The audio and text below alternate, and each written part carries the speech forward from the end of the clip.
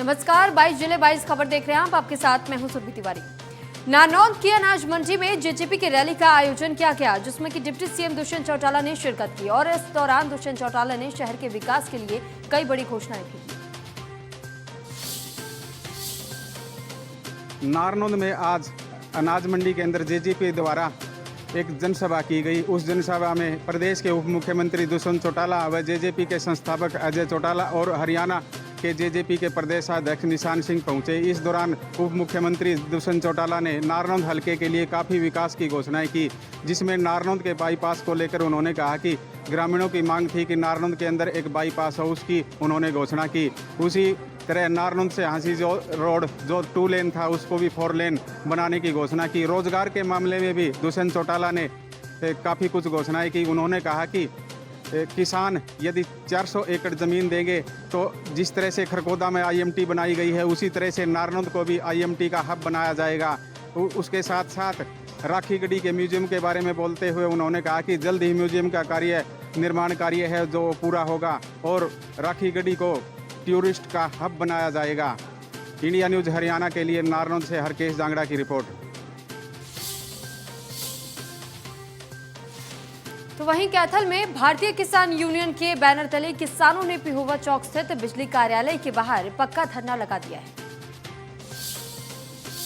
कैथल में भारतीय किसान यूनियन द्वारा एक बड़ा प्रदर्शन किया गया, जहां की जवाहरलाल पार्क से जो भारतीय किसान यूनियन के किसान नेता थे यहाँ पर इकट्ठे हुए। उसके साथ साथ इकट्ठे होकर बिजली बोर्ड जो पेड़ चौक के नज़दीक एससी कार्यालय है वहाँ उस कार्यालय का घेराव किया गया। मानना उनकी मांग क्या थी कि मांग की ये देखिए 3 साल से जो बिजली कनेक्शन किसानों के अभी तक नहीं दिए गए हैं, जिसको लेकर किसानों को काफ़ी समस्याओं का सामना भी करना पड़ रहा है। उसके साथ साथ काफ़ी लाखों की संख्या में हर किसान को जो पेमेंट थी वो भी जमा करवा दी गई, लेकिन अभी तक बिजली कनेक्शन नहीं दिए गए हैं। उसको लेकर एक किसानों का एक बड़ी जनसंख्या में किसान इकट्ठे हुए और सरकार के खिलाफ नारेबाजी की। जिला उपायुक्त के खिलाफ नारेबाजी की गई और बिजली जो अधीक्षक है उसके खिलाफ भी नारेबाजी की गई और किसानों द्वारा चेतावनी दी गई थी कि 17 तारीख को सभी किसान भारतीय किसान यूनियन इकट्ठी होकर जवाहरलाल पार्क में इकट्ठी होगी और बिजली बोर्ड में एससी के खिलाफ प्रदर्शन किया जाएगा। उसी को लेकर आज धरना दिया गया है और वहाँ पर तंबू गाड़ दिया गया है और किसानों का कहना है कि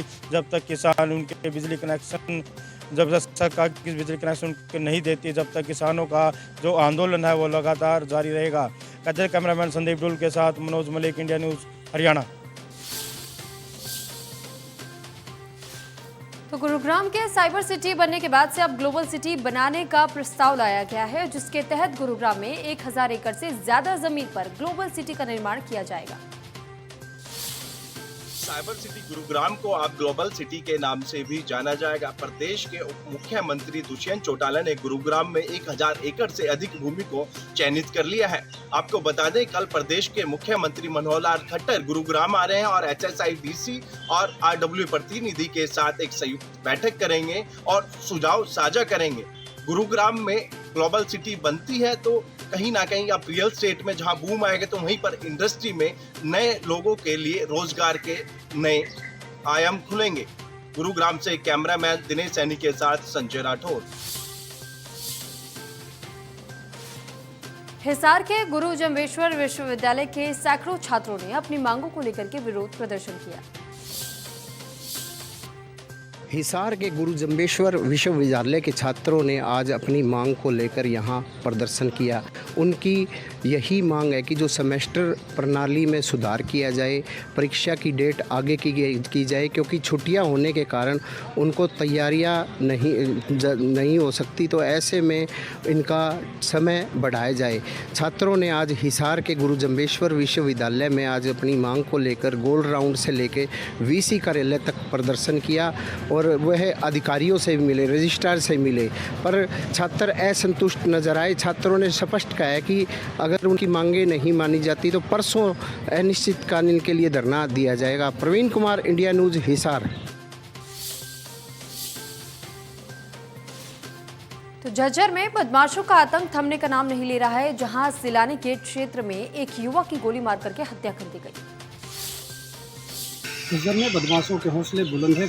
कल देर शाम एक दुकानदार की हत्या कर दी गई।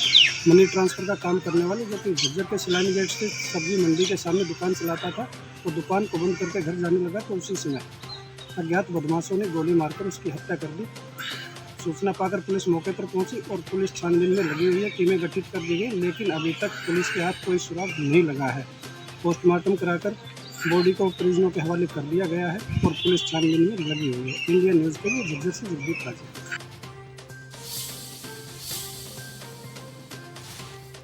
करनाल में आतंकियों की गिरफ्तारी के बाद से फरीदाबाद पुलिस अलर्ट मोड पर है और पुलिस कमिश्नर के आदेश के बाद से जगह जगह पर सघन चेकिंग भी चलाई जा रही है। साथ ही कंपनियों को आदेश जारी कर दिया गया है कि कर्मचारियों के वेरिफिकेशन के लिए कहा गया है। मोहाली में हुए बम ब्लास्ट और करनाल में पकड़े गए आतंकवादियों के बाद में फरीदाबाद चूंकि दिल्ली एनसीआर का हिस्सा है और यहाँ भी अब सघन तलाशी अभियान पुलिस की तरफ से शुरू किया जा चुका है। अलग अलग जगहों पर जाकर छानबीन की जा रही है और मैं आपको अगर तस्वीर दिखाऊं तो आप साफ तौर से ये देख सकते हैं कि गाड़ियों को यहाँ रुकवाया जा रहा है, बाइक सवारों को यहाँ रुकवाया जा रहा है, उनसे पूछताछ की जा रही है कौन कहाँ से किस तरह से आया है, क्या क्या उसके पास में दस्तावेज हैं, ये तमाम चीज़ें आप साफ तौर से देख सकते हैं कि देखिए इनको गाड़ियों को रुकवाया गया, इनसे दस्तावेज यहाँ मांगे गए हैं और बाकायदा डिग्गी खुलवाई गई है। तो आप समझ सकते हैं कि दिल्ली एनसीआर में जिस तरह से सामने चीज़ें आ रही हैं, पुलिस की तरफ से लेटर बाकायदा पत्र भी जारी किया गया है कि तमाम जितने भी किराएदार हैं उनका वेरिफिकेशन यहाँ कराया जाए। इसके साथ साथ में जो तमाम गाड़ी हैं उनको चेक किया जा रहा है। चूँकि पाकिस्तान से इस तरह की जो थ्रेट मिल रही थी लगातार, उसके बाद में कहीं ना कहीं फरीदाबाद पुलिस की तरफ से ये अभियान जारी रखा जा रहा है। और अगर हम बात करें, देखिए हमारे साथ में पुलिस PRO सूबे सिंह भी हैं, उनसे बात करने की कोशिश करेंगे कि आखिर कब से ये तलाशी अभियान शुरू किया गया है। इसके साथ साथ में अगर बात करें तो देखिए बॉम्ब स्क्वाड और डॉग स्क्वाड के साथ साथ में तलाशी की गई है। कई बिल्डिंग ऐसी चिन्हित की गई हैं पहले से ही जिन पर ये अभियान लगातार जारी है। और बात करेंगे सूबे सिंह जी, किस तरह से ये जो अभियान है सुरक्षा का गहन सुरक्षा अभियान आपने चलाया हुआ है, क्या है आखिर इसके पीछे की वजह? जैसा कि आप जानते हैं कि अभी कुछ रिसेंट में कुछ इस तरह की घटनाएं हुई हैं, खासकर पंजाब में, उसके चलते उच्च अधिकारियों की तरफ से निर्देश हैं कि अपनी सुरक्षा व्यवस्था को मजबूत रखा जाए और समय समय पर वाहनों की चेकिंग और ये दूसरी जो महत्वपूर्ण स्थान है उनकी चेकिंग की जाए। अच्छा, सड़कों पर तो आप हैं ही हैं, देख रहे हैं हम पुलिसकर्मी तमाम गाड़ियों को भी रोक रहे हैं, पूछताछ उनसे जारी। इसमें पूछताछ के साथ साथ में क्या इनके नंबर वगैरह या नाम नोट भी किए जा रहे हैं?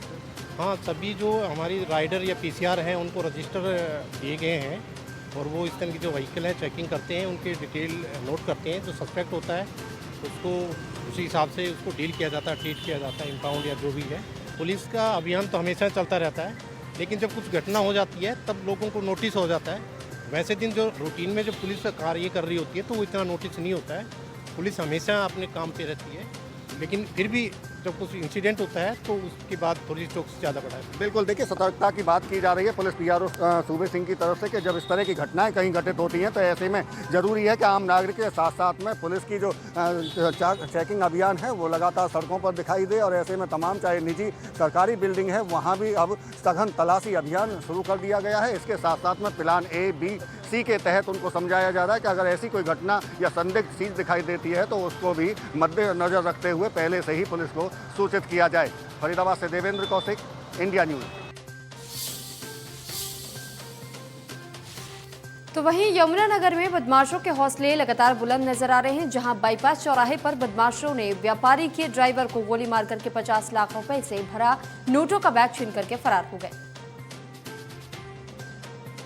तो यमुनानगर में जिस तरीके से बदमाशों के हौसले लगातार बुलंद नजर आ रहे हैं, ऐसे में 50 लाख के जो बैग भरी हुई थी उस बैग को ये लुटेरे लूट करके फरार हो गए। हालांकि अभी तक पुलिस इन बदमाशों के बारे में पता लगाने की कोशिश कर रही है। तो खबर कनीना से है। कनीना में विजिलेंस की टीम ने छापेमारी कर रिश्वत लेते सब इंस्पेक्टर को रंगे हाथों गिरफ्तार कर लिया है।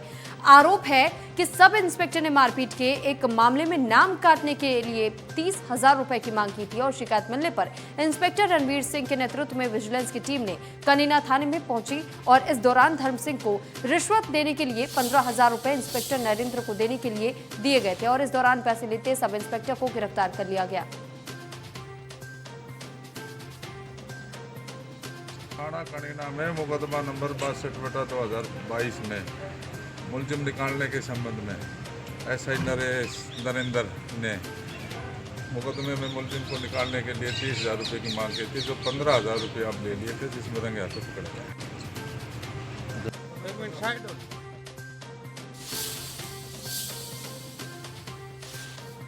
धर्मनगरी कुरुक्षेत्र पहुंचे महिला आयोग चेयरमैन रेणु भाटिया लघु सचिवालय में प्रशासनिक अधिकारियों के साथ बैठक भी करती नजर आई। धर्मनगरी कुरुक्षेत्र में आज प्रदेश महिला आयोग की चेयरमैन रेणु भाटिया ने लघु सचिवालय में प्रशासनिक व पुलिस अधिकारियों के साथ बैठक की। इससे पहले वह कुरुक्षेत्र के वन स्टॉप सेंटर पहुंची तथा व्यवस्थाओं का जायजा लिया। मीडिया से बातचीत में चेयरपर्सन ने कहा कि वे भगवान श्री कृष्ण की कर्मस्थली पर आई हैं, उन्हें यहाँ बहुत अच्छा लग रहा है। व्यवस्थाओं का जायजा लिया है, पीड़ित महिलाओं व स्टाफ से भी बातचीत हुई है, सब कुछ दुरुस्त है, सिवाय एक बात के कि ये जो वन स्टॉप सेंटर है ये रिहायशी इलाके में चलाया जा रहा है। इसके लिए वो संबंधित अधिकारियों को पत्र लिखेगी कि प्रदेश के सभी वन स्टॉप सेंटर सिविल अस्पताल परिसर में शिफ्ट किए जाएं ताकि पीड़ितों को सुरक्षा सुनिश्चित होने के साथ साथ उन्हें ज़रूरत पड़ने पर भी मेडिकल सहायता मिल सके। देखने वाली बात ये रहेगी कि महिला आयोग चेयरपर्सन का ये दावा, ये वायदा कितना खरा रहता है। कुरुक्षेत्र से राजीव अरोड़ा, इंडिया न्यूज़, हरियाणा। दूसरी ओर अंबाला में लगातार आ रही शिकायतों के बाद से बिजली विभाग ने सर्वे करवा करके 15 जून तक ढीली तारों को कसने का लक्ष्य रखा है। गर्मी के 2 महीने बीतने को हैं और बिजली विभाग को ढीली पड़ी तारों को कसने की याद आ चुकी है। ऐसा बिजली विभाग को तब करना पड़ा है जब शिकायतें बहुत ज़्यादा हो गई थी। इसको लेकर अंबाला में बिजली विभाग की तरफ से एक सर्वे भी करवाया गया है। जिन जिन बाज़ारों में, जिन जिन इलाकों में तारों का जाल है या तारें बिजली की ढीली पड़ी हैं, उन्हें अब जो है कसा जाएगा। इसके लिए बिजली विभाग ने 15 जून तक का समय भी तय किया है। लेकिन सवाल ये खड़ा होता है कि जब गर्मी आ जाती है तब बिजली विभाग को इसकी याद क्यों आती है। बिजली विभाग ने इसको लेकर एक नंबर भी जारी किया गया है कि जो लोग रह गए हैं या जिनके इलाके में सर्वे नहीं हुआ है वो 1912 नंबर पर कॉल करके अपनी शिकायत दर्ज करवा सकते हैं। अब देखना होगा कि 15 जून तक बिजली विभाग ये काम पूरा कर पाता है या अब भी ये काम अधर में लटके रहेंगे। अमन कपूर, इंडिया न्यूज़, हरियाणा, अंबाला। लगातार तापमान बढ़ने से सिरसा में गर्मी से लोगों के साथ साथ फल सब्जियों पर भी इसका प्रभाव पड़ रहा है और ज्यादा गर्मी की वजह से खेतों में टमाटर की फसल 30 से 50% तक खराब हो चुकी है। सिरसा में ज्यादा गर्मी पड़ने से जहां एक तरफ आमजन परेशान दिखाई दे रहे हैं, वहीं गर्मी ज्यादा होने की वजह से किसान भी परेशान होते हुए दिखाई दे रहे हैं। दरअसल हम बात कर रहे हैं सिरसा के रानिया की, जहां इन दिनों किसान टमाटर की खेती कर रहे हैं, लेकिन गर्मी ज़्यादा पड़ने की वजह से टमाटर की खेती भी खराब होती हुई दिखाई दे रही है। रानिया के किसानों ने बताया कि ज़्यादा गर्मी पड़ने की वजह से उनके टमाटर की खेती खराब हो रही है। 30 से 50% टमाटर की खेती खराब हो चुकी है। हालांकि उन्होंने कहा कि उनको काफ़ी नुकसान भी हुआ है, जिस कारण वो सरकार से मुआवजे की मांग भी कर रहे हैं। जिला बागवानी अधिकारी ने कहा कि कर्मचारियों को निर्देश दिए गए हैं कि ऐसे में जो भी फसल खराब हुई है उनका जल्द सर्वे किया जाए ताकि उच्च अधिकारियों को रिपोर्ट भेजी जा सके। सिरसा से विजय कुमार, इंडिया न्यूज़, हरियाणा। और वहीं रेवाड़ी में भीषण सड़क हादसे में 5 लोगों की मौत हो गई जबकि 12 लोग घायल हो गए। हादसा इतना जबरदस्त था कि क्रूजर गाड़ी के परखच्चे उड़ गए। राष्ट्रीय राजमार्ग संख्या 48 के दिल्ली जयपुर हाईवे स्थित ओडी कट के पास आज सुबह सवेरे करीब 4:15 बजे एक बड़ा हादसा उस वक्त हो गया जब क्रूजर गाड़ी जो हरिद्वार से जयपुर की तरफ जा रही थी एक खड़े हुए ट्रक के साथ टकरा गई। हादसा इतना भयंकर था कि मौके पर ही क्रूजर गाड़ी में से जो 17 लोग सवार थे उनमें से 2 महिलाओं सहित 5 लोगों की मौके पर मौत हो गई। आसपास के जो ढाबा संचालक थे, वहां से गुजरने वाला ट्रैफिक था, उन लोगों ने मृत शरीरों को बाहर निकाला उन गाड़ी के अंदर जो फंसे हुए थे और पुलिस को भी सूचना दी। 12 लोगों को जो इंजर्ड थे बावल के सामुदायिक केंद्र के अंदर भर्ती करा दिया गया है और सभी की हालत जो है अब स्टेबल बनी हुई है। पुलिस पूरे मामले की जांच कर रही है। लेकिन आपको ये बता दें कि ये जो लोग थे क्रूजर गाड़ी का जो दुर्घटनाग्रस्त हुई है जयपुर के समोदा गांव के रहने वाले हैं और अपने एक बुजुर्ग की हरिद्वार के अंदर अस्थियां प्रवाहित करने के बाद अपने गांव को वापस लौट रहे थे।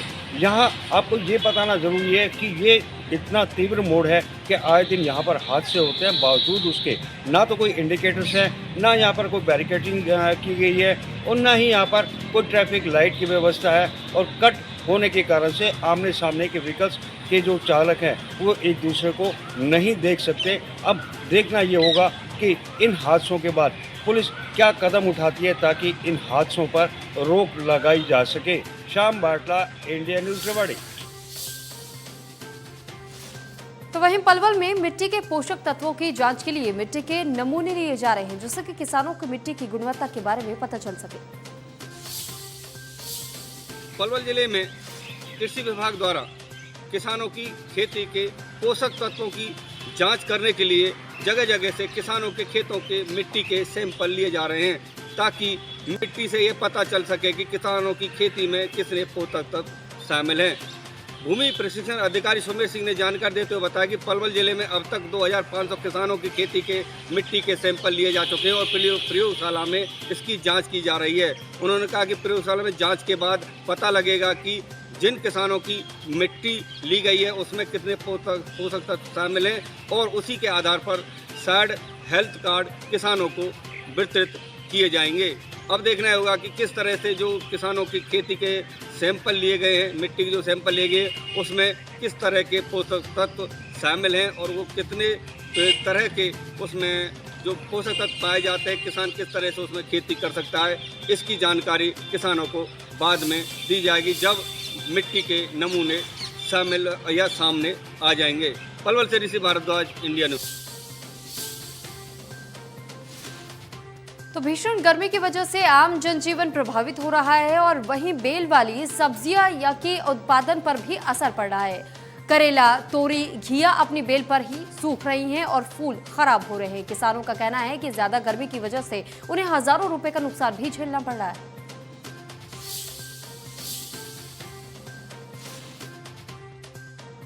अब की बार जो गर्मी तापमान जो बढ़ा उससे सबसे ज्यादा किसानों को नुकसान हुआ है। जो किसान बेलदार जो सब्जी उगाते हैं उनको सबसे ज्यादा नुकसान है। बात की जाए तो यहाँ पर जो तोरी और करेला और मिर्च की जो किसान खेती करते हैं उनको सबसे ज्यादा नुकसान पहुंचा है। हम जो दिखाते हैं जो किसान का खेत है जहाँ पर करेला की जो सब्जी लगा रखी है इसमें सबसे ज्यादा नुकसान है। जो करेला है वो पीला पड़ चुका है। और जो बात करें तापमान की 47 के आसपास जींद का तापमान पहुंच चुका है। दिन में गर्मी जो टेम्परेचर है वो लगातार बढ़ती दिखाई दे रही है। बारिश के अब तक कोई हिसार नहीं। हमारे साथ एक किसान है, उनसे बात करते हैं। सर, किस तरह का आपकी बार तापमान है, किस तरह की जो फसल आपकी बार नुकसान हो रहा है? अब की बार टेम्परेचर और सालों की बजाय बहुत ज़्यादा है, जिसके कारण हर जीव जंतु फसल सब कुछ परेशान है गर्मी से। और जो बेल वाली फसलें हैं इनमें सबसे ज़्यादा नुकसान है। अगर करेले की बात की जाए तो मेरा लगभग सारा करेला पीला पड़ चुका है, जिसका कि अभी कोई समाधान होने की कोई गुंजाइश नहीं है। इसमें कोई दवाई काम नहीं करती। जब तक मौसम ठंडा नहीं होता, टेम्परेचर डाउन नहीं आता, तब तक इसमें फसल का कोई अंदेशा नहीं है लगने का। कौन सी फसलों को नुकसान है तापमान बढ़ने के कारण? जो बेल वाली फसलें हैं वो सारी फसलों में नुकसान है। घिया में, तोरी में, करेला में, ककड़ी में, खरबूजे में, तरबूज में, सब चीज़ों में दिक्कत है। और जो दूसरी फसलें हैं, मिर्च है, उनमें भी नुकसान है। मरोड़िए इसमें शॉर्ट होती है, ठीक है। और जब तक टेम्परेचर डाउन नहीं आता तब तक इस चीज़ में कोई गुंजाइश नहीं। अच्छा, क्या फसल का क्या भाव मिल रहा है आपकी बार जो बात करें तो? फसल और सालों की बजाय रेट ठीक है, लेकिन पैदावार बहुत कम है। यानी कि गर्मी बढ़ने के कारण से मतलब की बार नुकसान हो रहा है किसानों को? हाँ, लेकिन पैदावार है ही नहीं, बिल्कुल ना के बराबर पैदावार है। अब की बार बारिश के भी आसार? बारिश के आसार लगभग अभी तो है नहीं, कुछ नज़दीक, जब होएगी तब देखा जाएगा। लेकिन अभी 15 दिन तो मौसम दिखा नहीं रहा कुछ भी। हमारे साथ दो दूसरे किसान हैं, उनसे बात करते हैं किस तरह का आप नुकसान मानते हैं। कौन सी जो फसलें हैं उनको नुकसान पहुंच रहा है? जो टमाटर की बात करें, भिंडी की बात करें, मिर्च की बात करें। नुकसान तो फसल में है गर्मी की वजह से। कौन सी फसलों में नुकसान है? ये बैंगना में भी है, मिर्चा में भी है, टमाटर में, करेला में, भिंडिया में भी है। ना कोई कीड़ा मच्छर मर रहे, दवाइयों से कोई असर नहीं। गर्मी का किस तरह का असर है जो सब्जियां उगा रहे हो? तो नुकसान तो है ही। टाइम पे पानी नहीं लगे, पानी लाइट आवे नहीं, नुकसान तो होने लग रहा है। टाइम पे पानी नहीं लगेगा तब तो नुकसान होने लग रहा है। और उत्पादन की बात करें तो किस तरह का उत्पादन हो रहा है? उत्पादन तो पैदावार बहुत कम है, थोड़ी घनी हुआ तो बाजार नहीं मिले सब्जी का। 8-10 रुपए किलो बाजार मिले। और बारिश के सार भी दिखाई दे रहे अब की बार। हाँ, बारिश तो हो ही नहीं रही। ईद तो पानीपत की बेटी प्रियंका जुनेजा ने मिसेज यूनाइटेड नेशन वर्ल्ड 2022 का खिताब जीत करके देश ही नहीं बल्कि प्रदेश और जिले के साथ अपने ससुराल वालों का भी नाम रोशन कर दिया है। प्रियंका के खिताब जीतने के बाद से उसके माता पिता बड़े खुश हैं। पिता बैंक मैनेजर पद से रिटायर्ड है और वही मां पंजाब नेशनल बैंक में डिप्टी मैनेजर के पद पर कार्यरत है। प्रियंका को खिताब रूस और यूक्रेन देश में चल रहे युद्ध के बारे में पूछे गए एक प्रश्न पर सबसे बेहतरीन जवाब देने से खुश होकर जजों ने उसे विजेता घोषित किया। वहीं पिता विजय मल्होत्रा ने कहा कि बचपन से ही बेटी होशियार थी। मिसेज वर्ल्ड का खिताब जीतने के बाद से बहुत खुशी हो रही है। बेटी के खिताब जीतने के बाद से रिश्तेदारों और पड़ोसियों की बधाई के फोन भी आ रहे हैं। बचपन से काफ़ी एक्टिव थी और सेल्फ इंडिपेंडेंट रहना ही पसंद करती थी और मतलब उसको कुछ कभी मैंने सिखाया नहीं, अपने आप ऑटोमेटिकली वो सीखती थी। जिसको गॉड गिफ्ट बोलते उसके अंदर ऐसे ही था और बचपन से उसको बहुत ज़्यादा शौक था कि मैं आगे जाऊँ, मैं क्राउन पहनूँ। स्कूल में, कॉलेज में, यूनिवर्सिटी में, हर जगह वो active रही। बार बार फ़ोन आ रहे हैं, लोगों को फ़ोन आ रहे हैं, रिश्तेदारों को फ़ोन आ रहे हैं। उनको बहुत खुशी हो रही है कि इस बेटी ने अपने देश का नाम, अपने शहर का नाम, अपने माता पिता का नाम, अपने ससुराल का नाम, अपने कॉलेज का नाम। और इसी के साथ 22 जिले 22 खबर में इतना ही। आप बने रहिए इंडिया न्यूज़ हरियाणा के साथ। नमस्कार।